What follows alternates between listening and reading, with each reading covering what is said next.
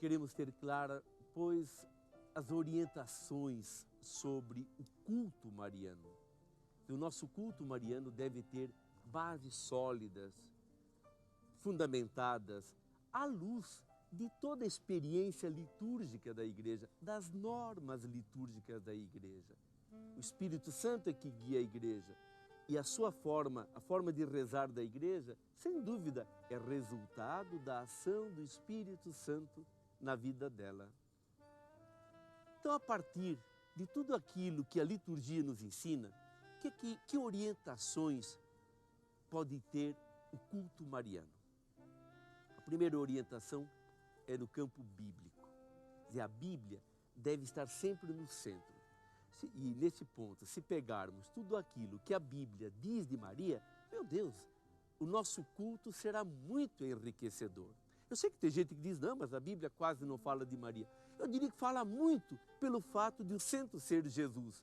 Se você olhar o começo do capítulo o Evangelho de Mateus, capítulo 1 e 2, olhar Lucas, depois São João, quanta coisa o Evangelho fala de Nossa Senhora.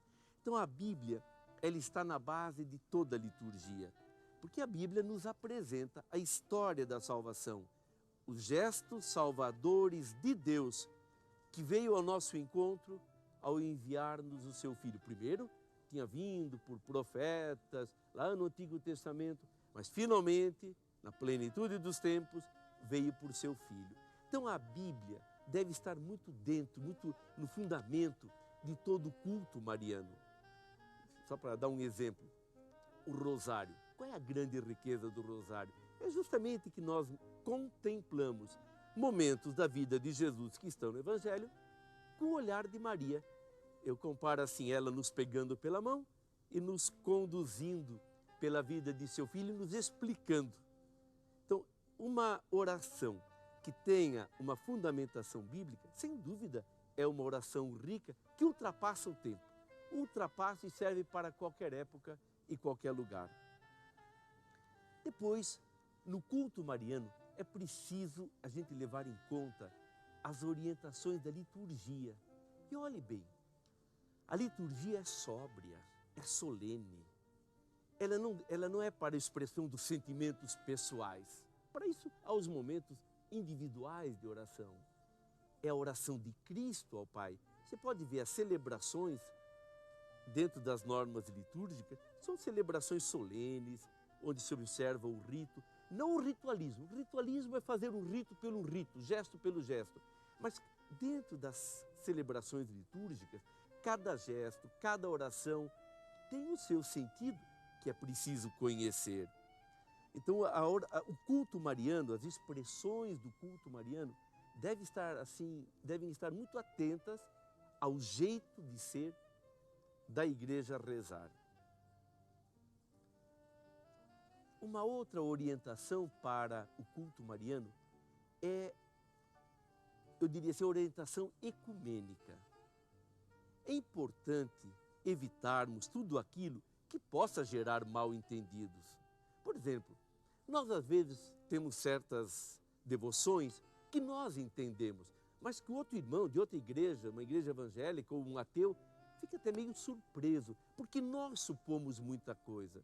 Então é importante, às vezes, que as nossas celebrações, nossos cultos, nossos gestos de cultos marianos, evitem aqueles exageros que possam levar o irmão a cair em erro, nos de repente criticando por uma coisa que ele não teria razão de criticar, mas talvez pela maneira como nós apresentamos, ele entendeu errado.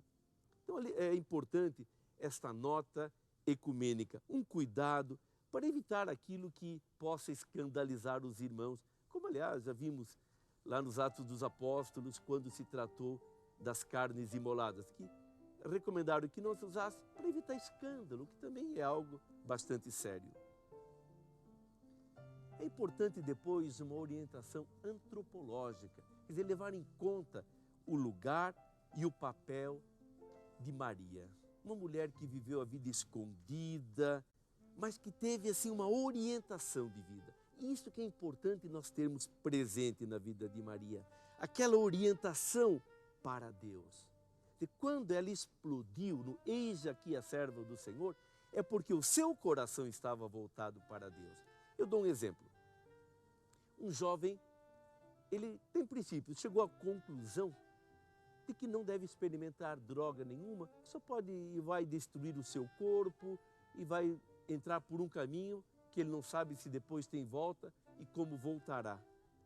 Na hora que ele é tentado por alguém, que alguém lhe faz uma proposta, experimente, vai ser interessante, vai nascer aquela resposta que ele preparou com a sua atitude, com a sua reflexão. Não, não quero. E acabou. Já um outro que não está preparado, nessa hora pensa, é mesmo, por que não experimentar? Nossa, todo mundo já fala disso. É bom ao menos só uma vez, só para experimentar.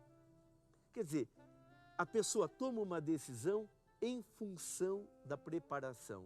Maria explodiu no sim, porque o seu coração estava voltado para Deus. Então o culto mariano deve ressaltar acima de tudo isto, Maria como modelo de uma criatura que disse um grande e definitivo sim ao Senhor. E assim, se nós observarmos estas orientações, as expressões do nosso culto mariano serão marcadas assim por sobriedade, por profundidade e não muitas vezes por tantas coisas superficiais. Em outras palavras, o culto deve ter uma alma, deve partir do coração e deve ser direcionado para Deus, e um verdadeiro culto leva a uma transformação. Como aquele encontro de Zaqueu com Jesus. Quando Zaqueu tomou consciência da presença de Jesus, tomou a decisão: eu vou dar a metade dos meus bens aos pobres e de quem eu roubei, eu vou devolver 4 vezes aquilo que eu roubei. Quer dizer, o encontro com Deus sempre leva a uma conversão.